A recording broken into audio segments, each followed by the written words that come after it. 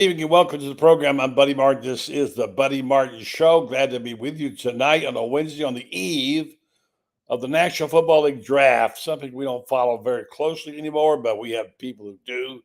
We know people. We know guys like Frank Frangie. And tonight on our show, right here on this show, Frank Frangie, the voice of the Jacksonville Jaguars, former Times Union writer. Yeah, he was a writer one time.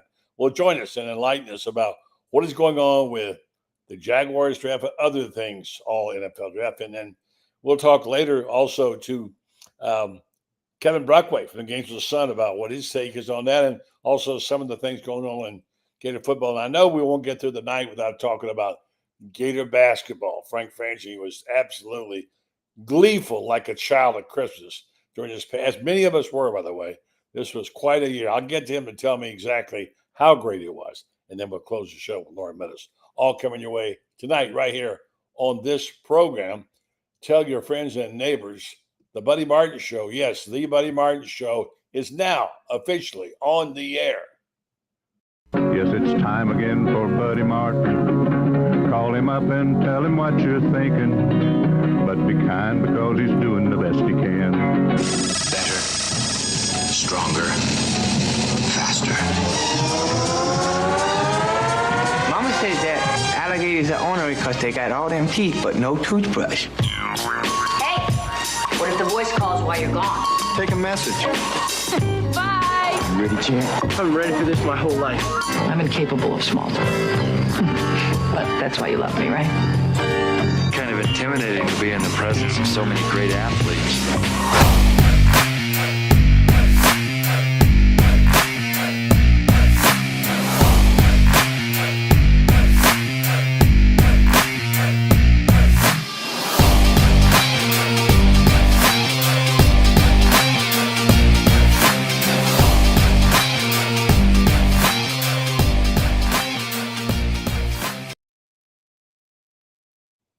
Hello, welcome. Let's get right to it. My friend Frank Frangie, who's agreed to spend a few minutes on the program tonight. Frank, it's always a pleasure to talk to you once or twice a year when you have time. Thanks for taking the time to talk tonight about the draft and about your beloved Florida Gator basketball team and what has happened, the NL program. We'll talk about that. Frank, how you been? Buddy, I'm great, man. Thanks for having me on. It's always a pleasure to join you. You know that. You call, I'm going to be there. So it's my honor to do it, and I love catching up with you. And, that Gator basketball team. About every 2 or 3 days now, I'll go back and watch the last 4 or 5 minutes of one game and maybe the last 4 or 5 minutes of Tech and the last 4 minutes of UConn, last 4 minutes of the Houston game. It was quite a run, no question about it. And now we're kind of in draft central, so we're getting ready for that as well. Well, let's go into basketball first and then get to the draft because I want to spend some time on that. You educate us on what we got going on, whether it's going to be Mason Graham or Ashton Genty or whoever it's going to be. We'll see. It can change always. But, all right, Frank, I don't know that I've ever enjoyed a season at Florida more than this basketball season we just witnessed because of so many tremendous things. And the way they played, we know all the story about the all-stars who were nobodies. The zero stars became superstars, All-Americans. It was so much fun, Frank. I think if you're a Gator and you've been through the 18-year starvation period, you couldn't wait to get into it. And it was really something. It was just one of the greatest seasons of any kind of Florida sports to me, and I think it was to you. But it really was. Listen. Florida's played in 10 Final Four games. They've been to 6 Final Fours. I've been to all 6. I've been to all 10 games. I was at every one of them. Mm-hmm. Florida's played in 4 national championship games in basketball. They're 3-1. They lost to Michigan State.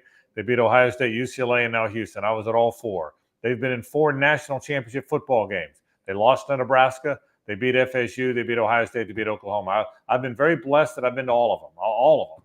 And I don't know that any of those, and I'm probably having some recency bias, but I don't know that any of those teams connected with their fan base any more than this one did. Buddy, there had to be 30,000 Gators in San Antonio, and they lost their minds. And I think this, number one, because there's been a drought. It's been a long time since Florida's won a title of significance or a title of one of the big sports. Number two, this team was perfect, weren't they? There weren't a lot of McDonald's All-Americans, no top 100 recruits. They weren't a bunch of trash talkers. They weren't getting in fights and shoving matches with other teams. They were just really good Gators, played hard, connected with their fans, played for their coach. It was a wonderful team, and they won the title. I'm like you. There's very few teams I've enjoyed more than this. I really equated it to the '94 team, buddy. The Craig Brown, Dan Cross, Demetrius Hill, Andrew DeClerc team. They're just a bunch of regular guys that connected. That team didn't win the title. They went to the Final Four. This team did. It was a wonderful ride. It really was. They not only didn't have any McDonald's All-Americans, they didn't even have any Whataburger All-Americans. I mean, they really got all. And to have Walter Clayton Jr. represents this school in the best possible way he could. I mean, how much better can you do than what he did and then get to the end of the game, pick up the guy who shot, he blocked off the floor, and they ask him what he wants to do. Say, I want to see my mama. I mean, my gosh, the hearts of mothers everywhere melted, you know. This young man has just been sterling in every way, and I'm a huge fan of his, will be, and we're seeing all kinds of stories about what he might be one day. I saw a piece today that says not only will he be a first-round draft choice, he'll be playing in the league for a long time. Having said all that great stuff, a little bit of Camelot. Now we get the bad news that we knew was on the other side. We're in denial. NIL wasn't going to touch the Gators. And then Denzel Aberdeen, who was going to be one of the stars on this team this year, he went to the dark side. I get the money. I understand this is what the period that we're in. I don't have to like it, though, Frank. Yeah, I get it. Well, two things. First of all, I'm going to steal your Whataburger line because that was fantastic. But I've been stealing your lines for 40 years. I just haven't given you the credit. So that'll be hey, let me tell you my thought on the Aberdeen thing. Look, the portal giveth and the portal taketh away, right, buddy? If it wasn't for the portal, that Walter Clayton Jr. would have finished his career at Iona, and Florida wouldn't have the title, right? Florida has the title. Elijah Martin would have gone to only a Final Four with FAU, not one with Florida too. Will Richard would have finished his career at Belmont. Micah Handlogden would have finished his career at Marshall. The portal gave Florida that title, okay? There's no question about it. 4 of the 5 starters. Ruben Chinilu would still be at Washington State.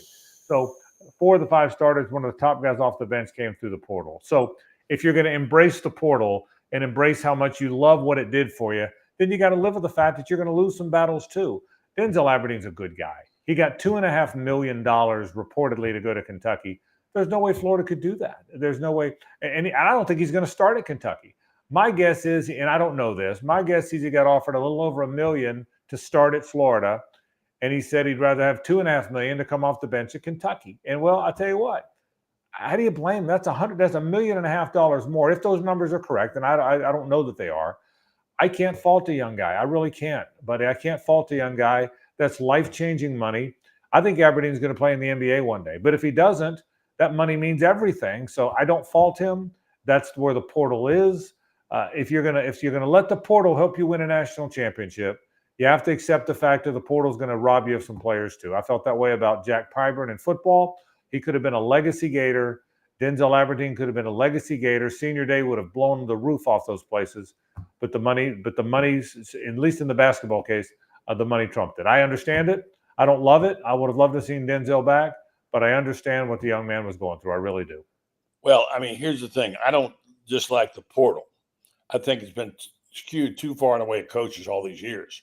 But I think we've gotten in over our heads here with no governance. The NIL with no contracts. And look, I'm the consumer. You're the consumer. You go to a game. You don't like some things. Okay, you don't have to go. But when you start playing with the emotions and the loyalty of your fans, these guys just didn't go to the portal. I mean, especially in the case of take Mike White, take Travis Etienne. I mean, they went to the dark side. They just didn't go somewhere. They went to the bad guy's side. Now, okay, I don't care. Fine. Look, if I got offered more money, I might have gone too. I'm not saying that. But I'm not going to be taking Denzel Aberdeen to Spurrier's for cocktails, okay? I'm not going to sing Kumbaya with him and we are the boys. And I know he didn't care about that. But, Frank, at some point, you have to care about those values. At some point. At what point does it matter? Without getting into my long, long sermon people are tired of on air. People change policies. Companies change policies. Sometimes you don't like the way people are doing business.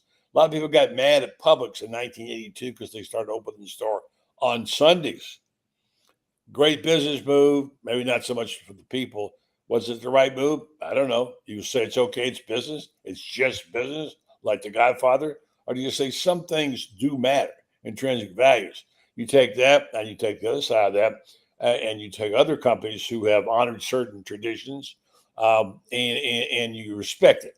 I don't know where it's going. I don't have the answers. I know I have the right to say I don't like it, and I don't like it. And what will happen? I don't know. Am I knocking the players for taking the money? Not at all. I just think we're in a place right now. It's very precarious. You're playing with fans' emotions. Enough of my preaching on that. Let's talk about football.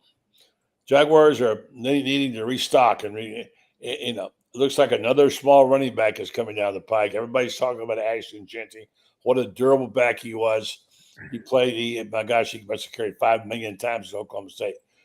He looks like at least one of the favorites. Which way the Jaguars going to go, Frank? They pick at 5. I think the first 3 picks everybody knows. Cam Ward, Travis Hunter, and Abdul Carter are going 1, 2. I don't think there's any debate about that. My guess, buddy, is that Will Campbell, the offensive lineman from LSU, is going to go to the Patriots. If that happens, then Genty's on the board. Ted McMillan, the receiver from Arizona, is on the board. Mason Graham, the defensive tackle from Michigan. There's a lot of good choices. I think the Jags wouldn't mind getting out of there, trading back and still having all those choices and adding picks. But my guess is it's going to be hard to do. I don't know what they're doing, but I do guess it's going to be Jeanty. I think there's a belief, buddy, that he might be a megastar. People say you don't take running back that high. Well, you don't take running back that high unless you've got Barry Sanders, unless you've got Eric Dickerson. I think this is a special player. And they need stars. The Jags don't have touchdown makers, man. They got Brian Thomas Jr. last year, who's a touchdown maker. If you ask me to guess, and I'm telling you, all it is a guess, bro. But I'm going to guess that Ashton Jeanty will be the pick at number 5 overall. What do you know about him? What do you like about him? He's durable as heck. He's 5'9", about 215. You can't get a good shot on him. He's proven he can carry the load, like you said at Boise State. Man, he had carry after carry after carry. I think he's got that special something. I think that special something that Saquon Barkley and Bijan Robinson, and frankly, there's not the Jamar Gibbs. There's not that many backs in the league anymore that have it. I see an NFL game every Sunday, buddy. I've seen one every week for the last 11 years. There's good backs in the league. There's not a lot of great backs. There's just not. And when you run into one of those great backs, Derrick Henry is a great back, no question. Saquon Barkley is a great back.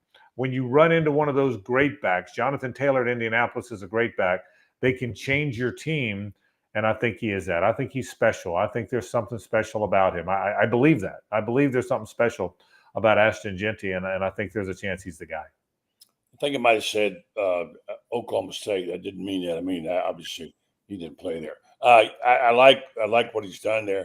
For a long time, we didn't take Boise State seriously. But, well, he's playing I'm telling you what, when you play that in that many games and when you do that many yards, I don't care if you're playing against the wind. By the way, I hear up in Green Bay, Ashton Jeanty has already registered his thoughts. He said, not much to do up here. Green Bay, of course, is the place where the draft is being held. I like the NFL doing this.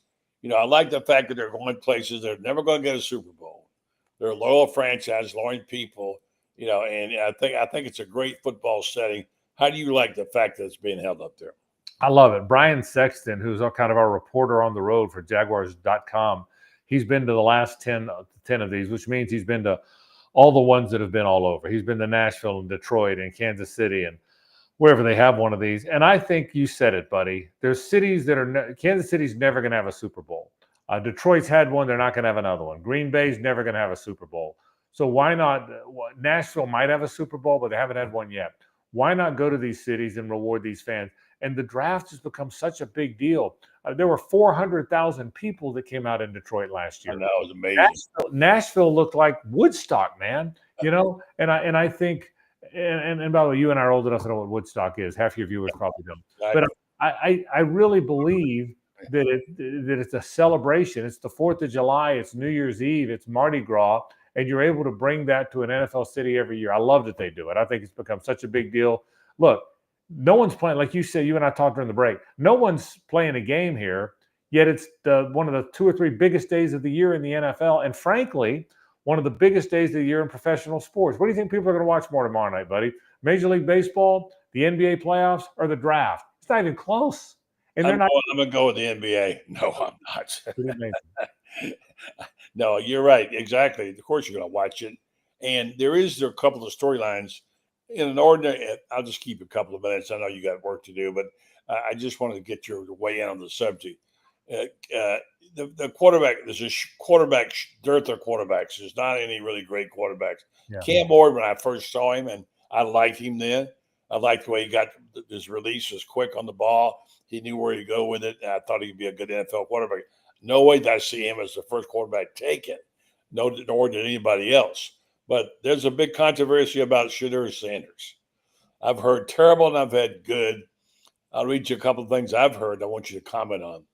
One guy quoted an assistant coach as saying, the worst formal interview I've ever been in my life.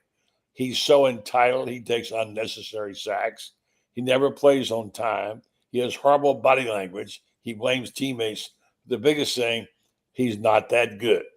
What do you think of that comment? I read that comment. Here's what I'll tell you. I don't know how good he is. My friend Bucky Brooks, who's on NFL Network and works on our Jaguars broadcast, really likes him. But he admits he's biased. He's known him since he was a little kid because Deion used to work on the NFL Network and they were friends.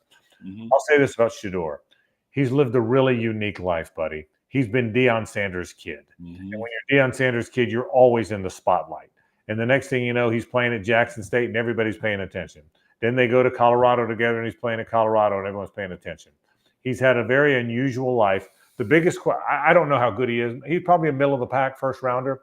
The biggest question with Shedeur is going to be, what happens when his dad is not around? Will that help him? Will that hurt him? Will it have no effect? Yeah. That's the question. Yeah. And Matt Rule has another opinion. He likes the guy. He thinks he's absolutely worth the pick. And he says he thinks he'll be a terrific player. I don't know if you saw that or not. He said his exact comment was, let's see, he said, I would take him number 3 overall without question. Yeah. And of course, he did play in the league and coached in the league a while. So I don't know. We'll see what happens. But I'm with you about his overcoming the handicap of his father. All right, Frank, give me a quick comment on Gator football this year. We know they're coming off a great basketball year where the rising tide raises all ships. They're coming off a great end of the season. They got to the spring without any real bad injuries or losing a lot of people. We know DJ Lagway, what he could be, and they got a whole bunch of good running backs. Right now, as we sit here, how good is this Florida team? Well, here's what I'll tell you. I think, and I'll give Billy Napier credit for this because he had overcome all the hate and all the hot seat stuff to get this.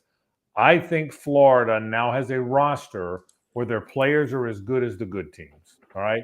I think their players are as good as the Alabama, Clemson, Georgia, Ohio State, whoever players. Maybe not as many of them, but they now can line up man for man with the good teams. So that gives them a chance.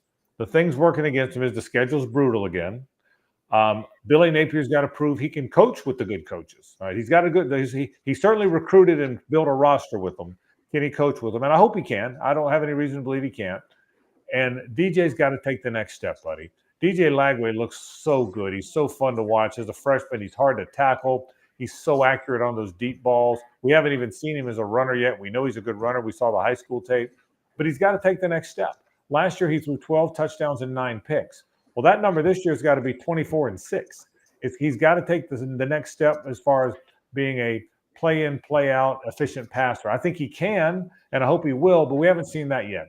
If he takes that step that quarterbacks often take between year 1 and year 2, well, then I think Florida's going to be very good. I'll give Billy Napier credit, man.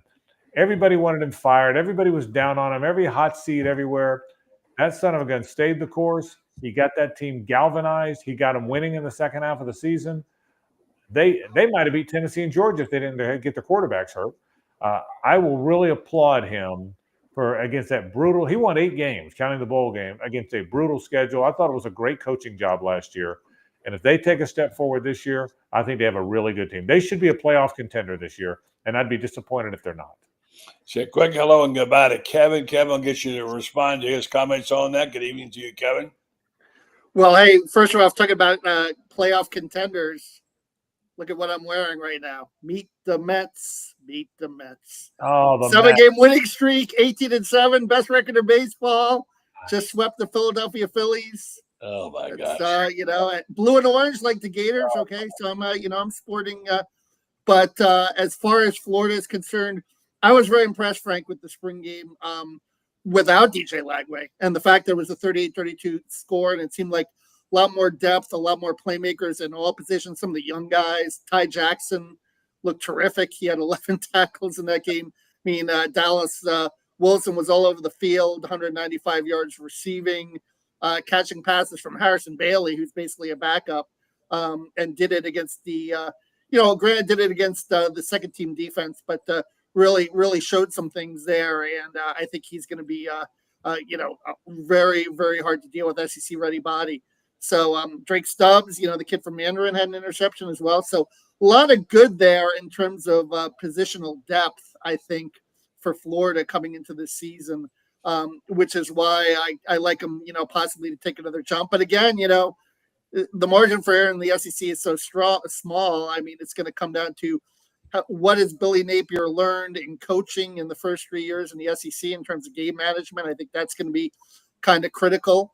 And him holding on to the play calling too. How is that going to evolve under DJ Lagway as well going into year 4?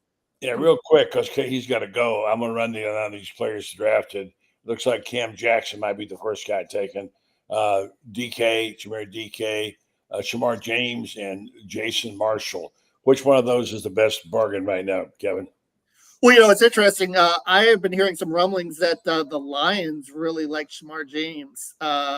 Apparently, some of their scouts are really high on him. But I think that, Cam Jackson is an intriguing guy because he didn't really have much production from him, but he's so big, such a run stuffer. Yeah. DK, he has the speed to go downfield. You got to question the size a little bit on him. Elijah Badger is another guy that I think that, is someone that has a lot of potential, a lot of upside. So I think it's going to be interesting because in rounds 3 to 7, you might see about 6 or 7 guys get picked, including the punter from down under, Jeremy Crawshaw, might be a late round selection as well. So you might have whereas last year you only had the one pick, but it was Ricky Pearsall in the 4th round. This year looks to be more of a volume draft for the Florida Gators in terms of the number of guys that can hear their names being called. Yeah. All right, Frank, anything to respond to on that before I let you go? Yeah, Kevin, I'll tell you this. I think the best NFL player in that pack is Cam Jackson for me. He's 350 pounds. He'll clog the middle. He might be a 2-down guy. But I'll tell you the guy they're all raving about is DK. I can tell you this. I was at the Combine. I was around him. Jim DK is a guy that teams are raving about. He's a little bit like Pearson. He's faster than you think. He ran 4.3 plus. He's a return guy. He catches everything. That'll be the big – of all the guys there, he's significantly better than Badger. I worked the Hula Bowl, and Badger – I like Badger, didn't love him. DK is significantly better than him in my mind. Shamar James is going to be a good player. I have not heard a lot of buzz on Jason Marshall. I have heard some buzz on Cam Jackson. But keep an eye on Jim DK. I'm telling you, all the teams are raving about him. Don't be surprised if he doesn't make it to Saturday, which means he goes by the 3rd round. People really like great routes as well. He's a terrific route runner. The other thing about DK, and I'm making an assumption here, but smart kid, very was great with the media. I'm assuming that he probably did really well in the workouts as well, and that goes a long way with NFL teams too in terms of just being a smart guy and being a good guy and being accountable. I think DK has those kind of intangible traits that NFL organizations kind of covet. I'll give you one other name, too. You haven't mentioned him. Nobody mentions him. Gone by the 5th round, Graham Mertz. I'll bet you. Really? That high? Gone by the 5th round. I can tell you 2 or 3 scouts from 2 different teams have a 4th round grade on him. He's smart. It's a terrible year for quarterbacks in the draft. It is. Keep an eye on Mertz as a guy. Now, he'll be a journeyman guy. Nobody thinks he's coming in and back up. He'll be around for a while holding the clipboard, but he's going to be smart and he's a quick study. I'll bet. But keep an eye on DK to go way higher than you think. Teams love him. Jackson's their best pro, I think. I think he's going to go high, Cam Jackson. And I think Mertz goes before the end of the 5th round. You watch. Listen to Frank going in there and rooting out those draft choices. Good job, Frank. Good to be with you, my friend. Okay. Frank's got all the NFL connections. That's why we love him. Yeah. All right, buddy. Thank you, Frank. Take care. Thanks for having me, buddy. Kevin, good seeing you. Take care. It's good to see you, Frank. All right. Frank Frangie, the voice of the Jacksonville Jaguars and our longtime friend and former Times Union writer. Can you believe that? He wrote for the Times Union when I was there. All right, let's say goodnight to Frank. And Kevin, stand by while I do this quick commercial. And we're going to get back and talk about a lot of things, not the least of which is some baseball. Because they're a huge, huge series this weekend for Kevin O'Sullivan, who's bailing water like crazy, trying to stay alive. Probably needs to get to 15 league wins to be able to do this. And this Arkansas team, you can't afford to let them take 2 or 3 games. You got to either sweep or at least take the series. So, all right, Kevin, I'm going to tell folks about our good friends over at Meldon Law. They're such good people. They're Gator family. Everybody knows Jeffrey, his role at University of Florida. He's been a major figure in terms of helping the program. He also has been a great Gator for a long time. And by the way, not a bad lawyer. You should check him out. Meldon Law, of course, they have offices in 4 places in north central Florida, including Gainesville, Ocala, Wilson, Lake City, to help you. And they're friendly. They want you to come in and meet their attorneys, and they will do their best to help you. And if they can't, they'll find you somebody who can. Jeffrey, of course, is on the road for the basketball series. Loved it. His friend Todd Golden, he had a chance to celebrate.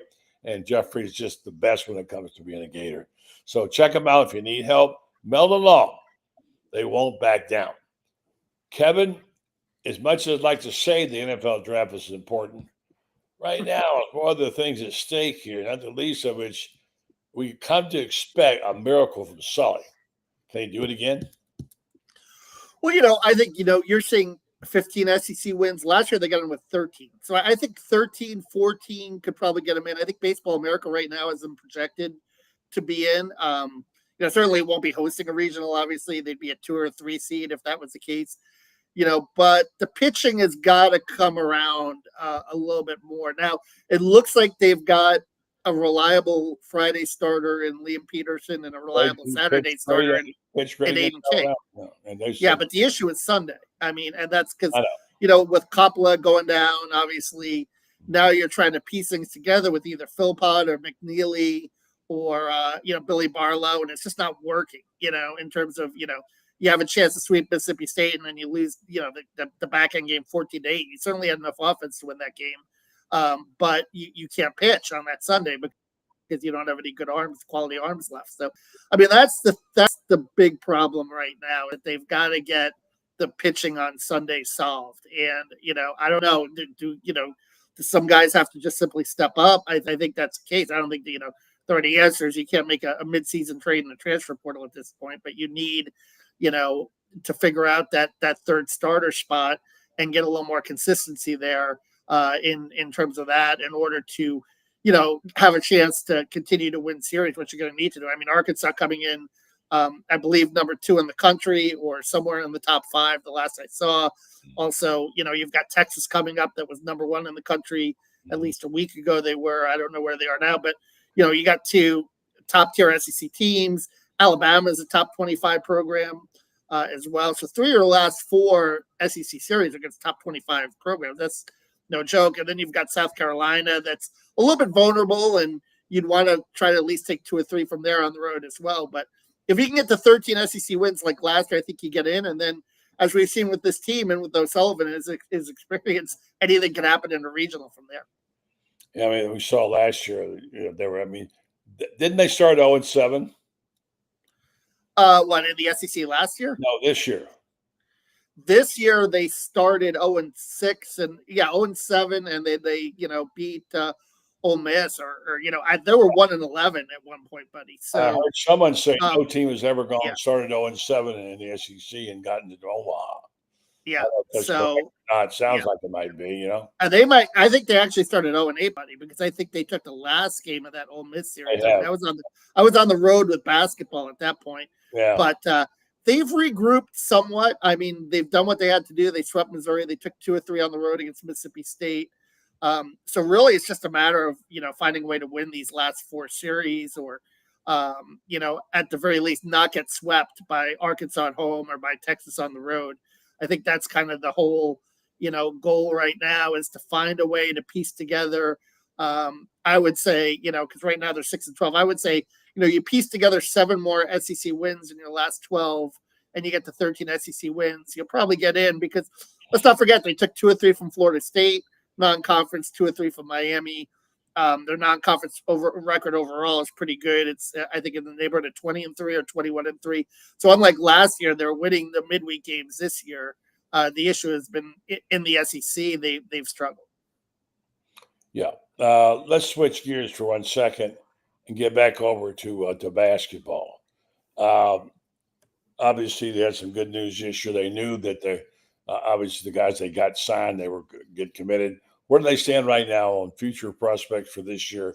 There's still several guys they're looking at. According to Franz, there's about 10 of them. He likes what they're looking at.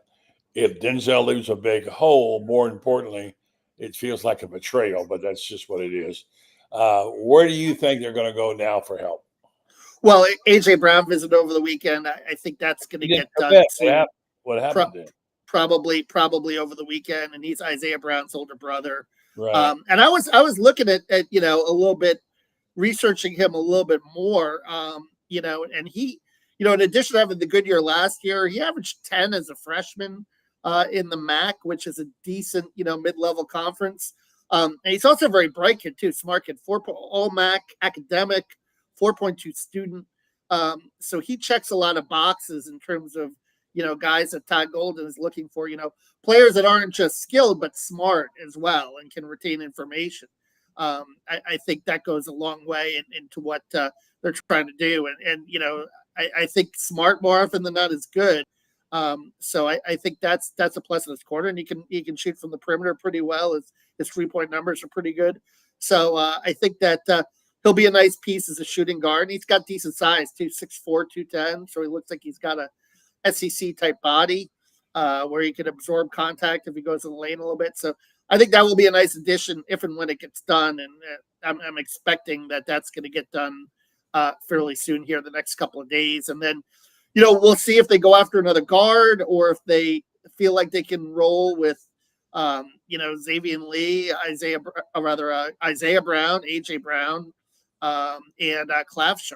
Those would be the 4 top. Clavshar going to be a point guard or a shooting guard? I mean, I think he's a combo, buddy. I think Lee is your main point guard, but I think you would bring Clavshar in for some stretches when Lee is out of the game, and maybe trust him to run the offense a little bit. So we'll see. Alex Lloyd, the incoming freshman from Fort Lauderdale, Westminster. I mean, don't forget he's a top 50 national recruit as well. So I mean, I think he's a wild card. Will he be ready? Certainly that'll be a question. But he's a very athletic guy as well. And then you've got C.J. Ingram on the wing. And if you play, what's your assessment of Ingram right now? What's my assessment of Ingram right now? I mean, I think he's still probably, he did okay at Montverde, but I think a year of development might be good for him.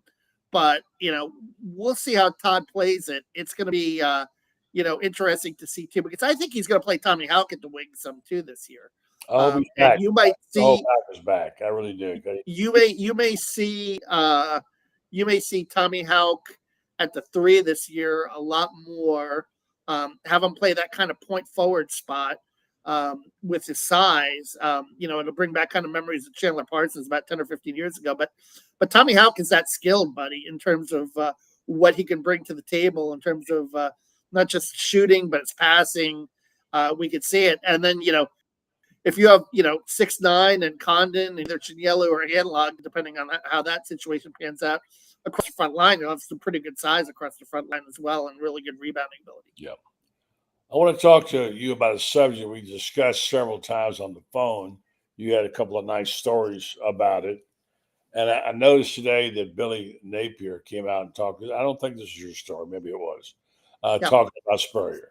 I know that you had several pieces. I'm going to read the quote. And it really is the first time I've seen Billy go that public with Spurrier. There's some things we assume, but it isn't like they're best buddies or that they hang out together. So he was asked about this, and he says, some of the history and tradition and success we've had as a football program here, Coach Spurrier has confidence about him that I think is needed. he said. Just listening to him about his experiences really, you really think about it. He was able to turn this thing around and win here maybe at a time when they had not done it for a long time. He's pivotal in recruiting. We've had him speak to groups. Obviously, we're using his restaurant quite a bit, but in general, to have the wisdom in and day out, I think has been big for us. He said occasionally he'll lean on Spurrier's advice. I've not heard this before. He said, but Spurrier never oversteps his bounds. Whenever I have a dialogue, he says it's always significant. Whenever I'm around him, he's always had a few things to say that are relevant. He's very observant, gets some phone calls during the season quite a bit, and throughout most of the season, maybe we run into something. But as a whole, he's been awesome. Couldn't ask for much more. It sounds like it has a true ring to it, Kevin. Yeah, no, I think so. And I think he was, the reason why I decided to pursue that story was he was always very complimentary of Spurrier, even from the beginning of his tenure, in terms of talking about how much he loved watching the Steve Spurrier teams in the 1990s and the swagger that they played with and the offense and so forth. So I think he holds Steve Spurrier in a tremendously high regard. And I mean, the ball coach right now at 80, he's showing no signs of slowing down, and it's nice to see. Obviously he played 18 holes the other day, so I thought it was kind of nice to obviously connect Steve to the current day program and what kind of impact he has. And I think the restaurant really has been a big over the last 5 years, right, 4 years, has really been a big boon in terms of just kind of a gathering place, right? And it's been instrumental in NIL efforts too, on and off in terms of funding NIL as well. And we know Freddie Wiebe has been involved with Florida Victorious on and off over the years. So I think it's, like I said, I think it's amazing, Buddy, right? How people from all over the state come up and visit him. And he's become this, certainly, figure of, has always been an icon figure, but in this kind of chapter of his life, it's nice to see him back in Gainesville and getting the honor he deserves. Here's a guy right here who couldn't wait to meet Steve Spurrier. He got there from Dayton. He was to the restaurant, and he said, "Well, you introduced me to Spurrier." I said, "Sure." And we were standing off in a large group. I turned around. There's Loren introducing himself to Coach Spurrier over there. And he said it was one of those big, I'll let you tell him. What was that like, Loren? Oh, man. I mean, bucket list opportunity. I think it's funny. I think when you and I met, we talked about a lot of things, but I told you, I said, my number one thing is if I could meet Coach Spurrier, I'm good. So, it's funny because I told his daughter one time we were at one of the functions at Spurrier's, and he just comes and kind of sits down, and I still fan out every time I see him. I mean, it's never like, oh, hey, Coach, how you doing? It's just like, wow, that's Steve Spurrier. So, I mean, for me, obviously my favorite coach ever outside of my high school coach, and just a giant in the sport as an X and O guy, what he did to revolutionize football and just as a whole, and his ability to relate to different types of people. But yeah, I mean, Steve Spurrier is awesome, man. It's unbelievable. Shout out to his lovely wife, Miss Jerry, and we get to talking, and we have, like I said, we have some familiarity with Durham and some connections there. So that's always fun to talk about. But yeah, I mean, Coach Spurrier, man, they broke the mold. I mean, you hear people say it, and they say it over and over, but never be another one like it. And like I said, great to see him. You guys, man, you and Coach Spurrier, buddy, y'all just get better with time, man. You just never slow down. And he's but no, he's sharp guy, man. Still can talk football. It's funny. I asked him about how he thought Belichick would do at UNC. And he still got that old Duke coach in him because he was he wasn't real positive about the UNC experience in Belichick. So I mean, he never wavers, man. But yeah, I mean, what I mean, what he means to just me as a former coach and as a coach and just a Gainesville resident, really, man. Just to see him out and about and what he's doing with the restaurant, being present, and it just works for him, man. And he's great at it. Yeah, good story by Kevin this week. You what 2 or 3 stories, didn't you, Kevin? Yeah, and I think like the my main focus is just what he means to Gainesville. Like at this present time, especially with the restaurant and now his son coming back as an offensive analyst, and as we mentioned before, a little bit with Billy, and just him coming back as an ambassador in this town. And he's brought a lot of to Gator Nation, and I think it's been very pleasant for him as well to come back to a place where he started as a player, where he started as a coach. He's just meant so much to this community in terms of and to the Florida Gators athletics as a trailblazer in football, winning the school's first SEC championship, or at least the first legitimate one. Steve will say that 84 should have been the first championship, and 90 also. He's made a case for that, but the first one being 91, and obviously the first national championship in 96, and sustaining it for as long as he did at a high level, especially at a time in the state too, where Miami and Florida State were really the equals. I mean, that was kind of the golden age of college football in the state of Florida in the 1990s, where you had 3 programs, probably from 85 when you include Miami up until 2002.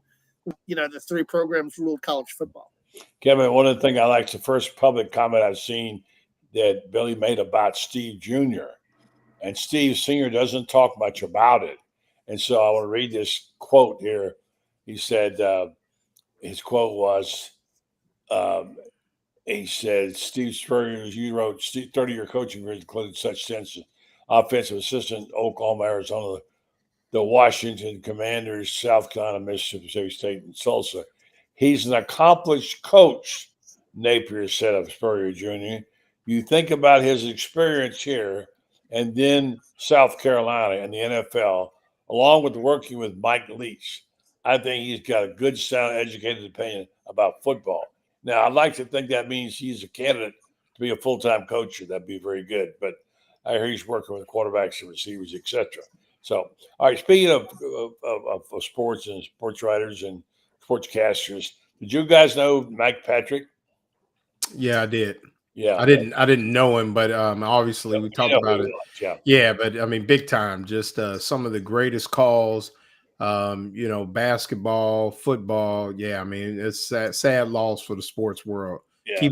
Keep losing our giants, man, and it's crazy in all ways. But definitely shout out to Mike Patrick. I mean, you tune in and just the excitement. I mean, definitely one of the greats. Sunday Night Football in the 1990s, and they showed a clip where he was the first one to introduce kind of the yellow line, the technology for the first down markers and so forth, and explained it so well. And yeah, very, very sad. And certainly at a time when ESPN was kind of starting out, doing NFL games was very instrumental to that success and that relationship growing over the years. I think he had the Music City Bowl College. So RIP to Mike Patrick. Always he's an enjoyable guy to listen to and watch, and he did some good work. Now, all right, listen, we don't get to get the band together very often. Serious talk on the ball, okay? I kind of monitor everything on television I can, and I'm all ears when it comes to anything to do with Florida. And naturally, we want to see if they've made an impression enough since last year where people start thinking that Florida is real now. I'm hearing more and more people. What's the guy's name? The offensive line guy who does a show down in Alabama. I'm talking Kubiak. Cole Kubiak, yeah.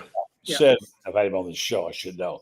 I heard today say, when he was asked at the end of the interview, he said, what's a team that not everybody's owned that you think might be in contention? He said, didn't hesitate. He says, Florida. Florida has got dudes. They've got, obviously, they got the quarterback they think they can get it done. I don't think the injury's going to hold him back. They got a stable running back. He didn't really run a good rundown. He knew the team quite well, unlike other people who don't. And he's really high on the Gators. Now, they're not going to be able to fly under the radar. That's one good thing about the basketball team. They were a little bit, Kevin, under the radar, a little bit. But this team now has got, it's got some notice and attention out there. The offensive line being like it is, certainly the wide receivers, which we've been talking about all season. The defense should be better.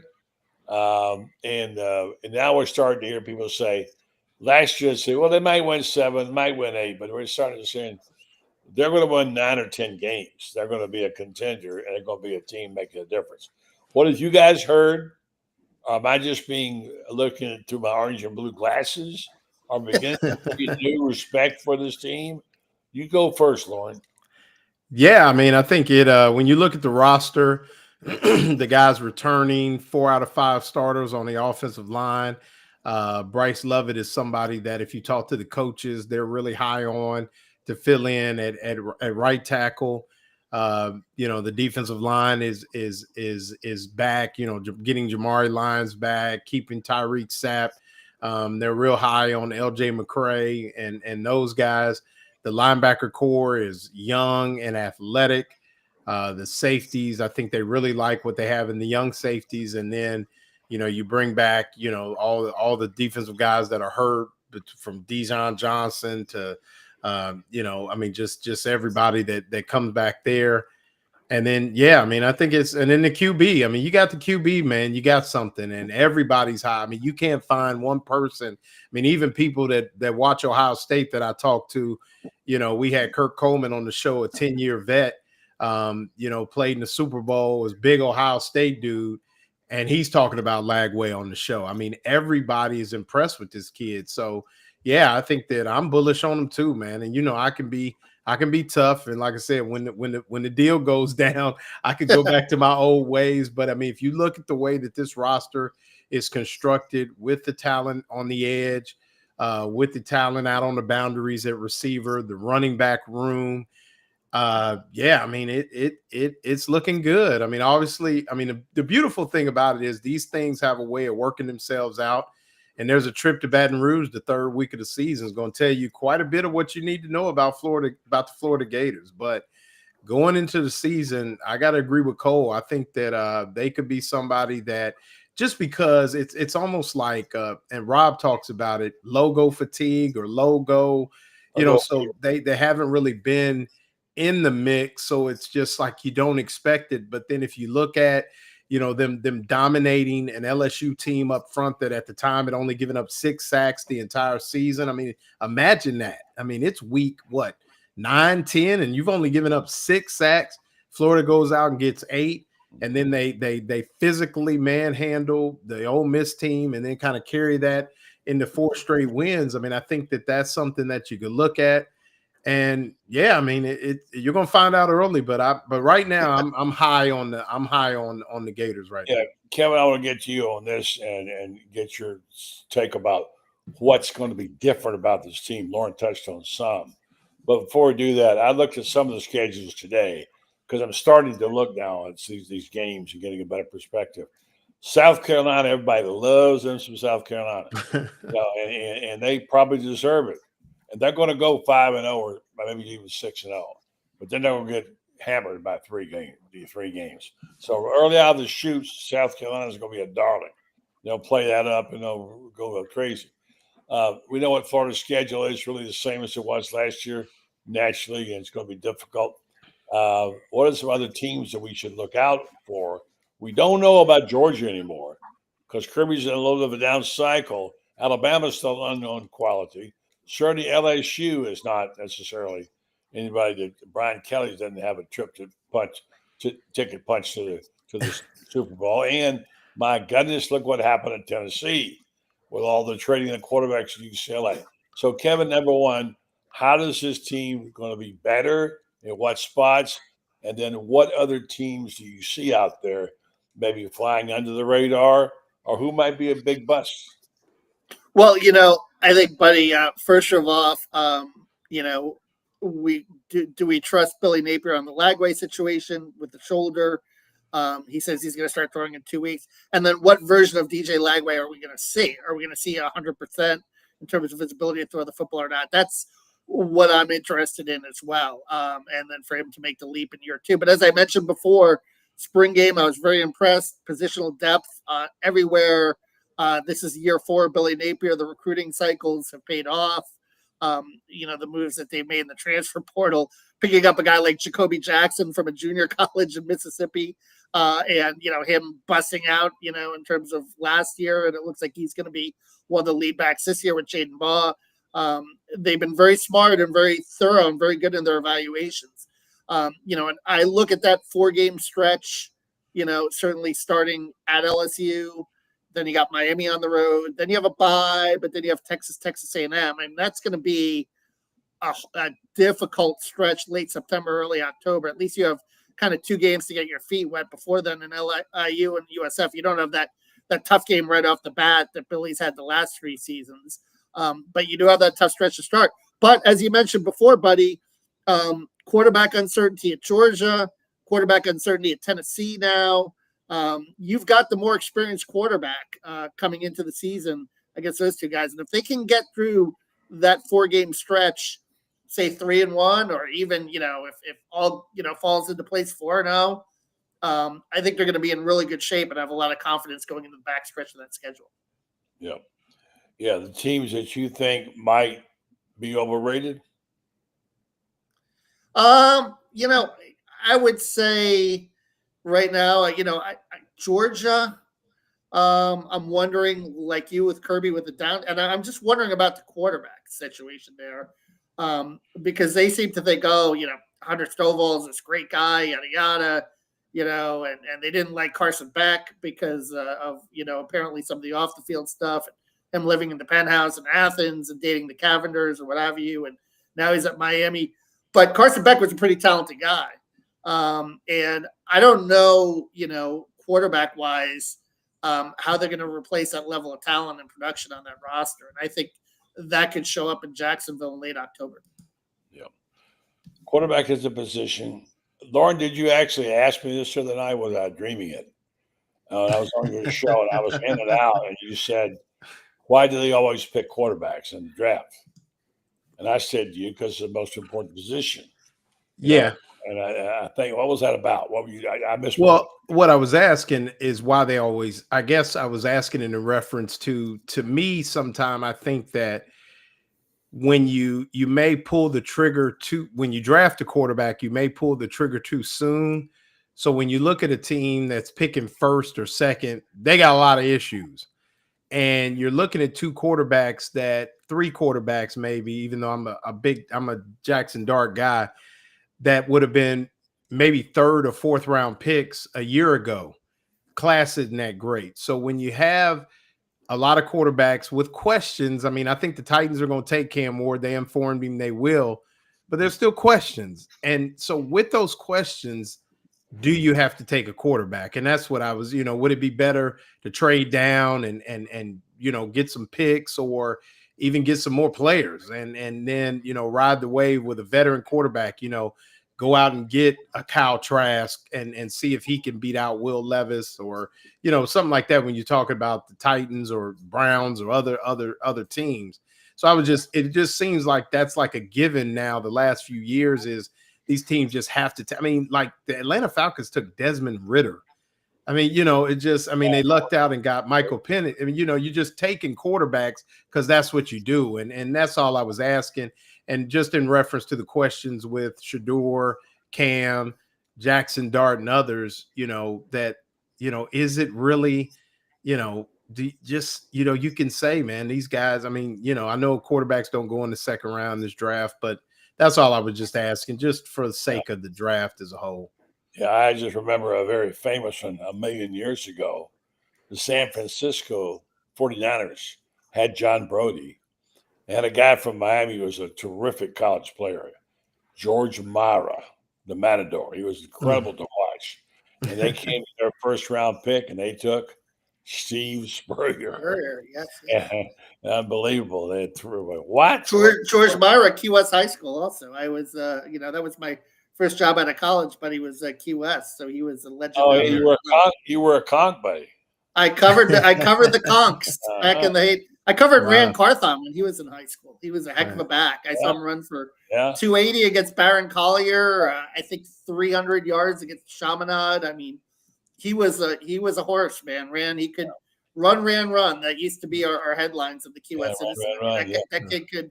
That kid, and I think what he impressed Spurrier at the Florida Relays, right, in the 100-yard dash. I think he ran like a 10.3 or a 10.4 or something like that. You know, he had deceptive speed. I mean, he was fast, and as you know, buddy, his father, Maurice Carthon, was a former running back with the Giants and the New Jersey Generals in the USFL as well. Yeah. There's a term you don't hear anymore, 100-yard dash. Yeah. Yeah. 5 miles an hour, you know. Right. Like, Speaking of Rand Carthon, he was the former the GM of the Titans. While we're on the subject of the Titans. So, yeah. A great kid. So every year there's a guy that they fall in love with, right? Somebody falls. Sometimes they have a precipitous fall from grace. We've seen it happen, projected. They end up going in the 7th or 8th round. I don't think we're going to have that this year. But is there anybody on this list of candidates as we get ready for the draft tomorrow night that looks like they're falling in love with that you wonder about whether they've overvalued him or not? And I'll just mention one, although I think he's a terrific player and deserved everything he got for what he did at Boise State. He may be every bit he is, but everybody's madly in love with Ashton Gente all the time. Was he 5'6"? I mean, and I understand running backs don't have to be tall. I get it. But I wonder if he'll be that guy. Or is there somebody you guys think they've got this guy overrated? Is Cam Ward that good? I think he is as an NFL prospect. So is there somebody, Kevin, you can think of that you're hearing a lot about that they're overvaluing?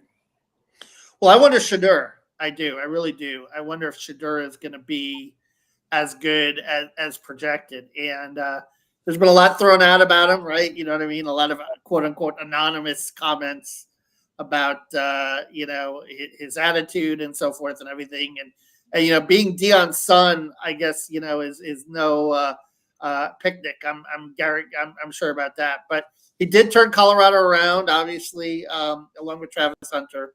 But I'm wondering if Shadur is going to be as good a quarterback as projected if he goes in, say the top 10 or top 12 in the NFL draft. Well, Loren, is he? Man, it's tough. You see the comparison, Jared Goff. Yeah. People talk about Jared Goff, maybe the comparison. So if he ends up being Jared Goff, it could be a good thing. But yeah, I mean, there's questions about Shadur just from but that's not the kid's fault. So I don't know. I mean, like I said, I saw him in person against UCF, made some really nice throws, had a great command of a pro style offense with Shermer there. So I'm going to go Tyler, if I'm saying it right, Shaw from Louisville. Louisville was decent, but, to me, when I saw Louisville play, the quarterback never stood out to me.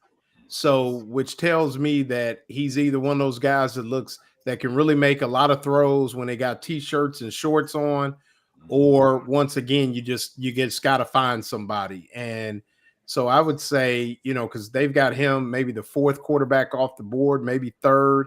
And I've heard a lot of experts say that they think he may be even better than Cam Ward and Shadur. So I'm going to say Tyler Shaw, I think is how you pronounce it. So I'll give you an underrated quarterback. I think Kyle McCord from Syracuse is going to be pretty good. I think he's a guy that I think he's a guy that a lot of people are undervaluing, and I think he's someone in the quarterback class is going to be kind of a hidden gem.